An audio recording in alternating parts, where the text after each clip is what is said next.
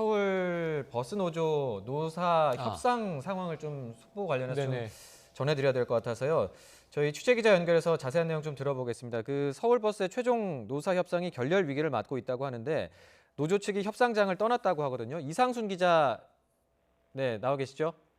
네, 서울지방노동위원회에 나와 있습니다. 네, 노조가 협상장을 떠났다는데 자세한 내용 전해주시죠. 예, 잠시 전 10시 15분쯤에 서울버스 노사의 2차 조정회의가 속개됐었는데요.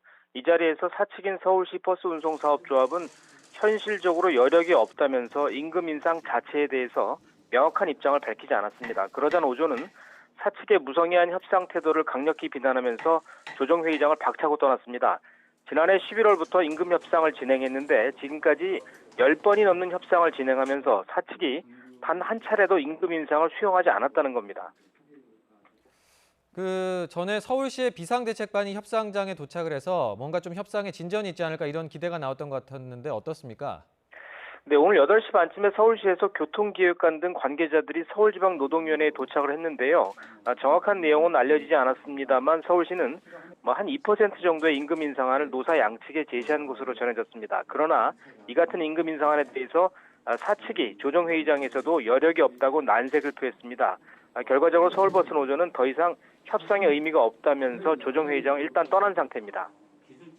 네, 지금 협상 시한인 12시까지 한 40분 정도 남았는데 그러면 서울에서는 버스 파업이 현실화된다 이렇게 볼 수 있겠네요.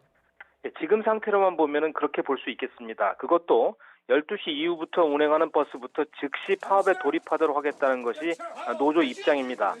조정에 나왔던 서울버스노조 집행부는 현재 용산에 있는 서울버스노조본부 사무실로 돌아가서 조합원들에게 파업 돌입 준비를 지시하겠다고 밝힌 상태입니다. 네, 안타까운 상황인데 지금 이후라도 협상의 여지는 없는 거죠? 네, 협상은 파업 돌입 이후에도 언제나 가능하다는 게 노조 지도부의 입장입니다. 따라서 노사 양측이 지금 이후에도 극적으로 합의에 이를 수도 있기는 합니다. 그러나 5.98% 인상이라는 최초의 인상 요구를 고수하는 노조와 임금 인상 자체에 대해서 부정적인 사측의 대응을 볼 때 극적인 합의가 있기는 쉽지 않아 보입니다.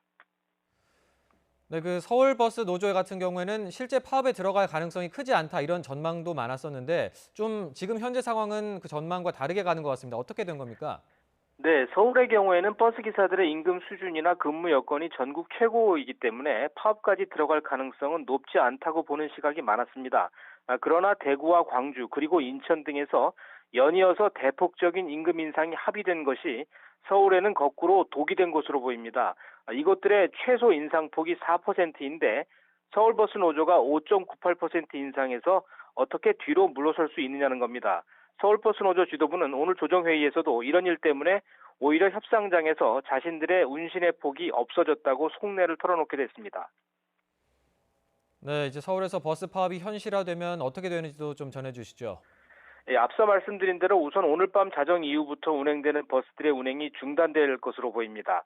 파업에 참여하는 버스는 마을버스를 제외한 서울시내버스 61개 회사 7,400대입니다. 이에 따라 서울시는 지하철 막차 시간을 1시간 늦추고 출퇴근 집중 운행 시간을 1시간 연장하는 등의 긴급 대책을 세워놓은 상태입니다. 하지만 버스 파업이 정말 현실화할 경우에는 출퇴근길의 혼잡이 극심할 것으로 보입니다. 지금까지 서울지방노동위원회에서 YTN 이상순입니다.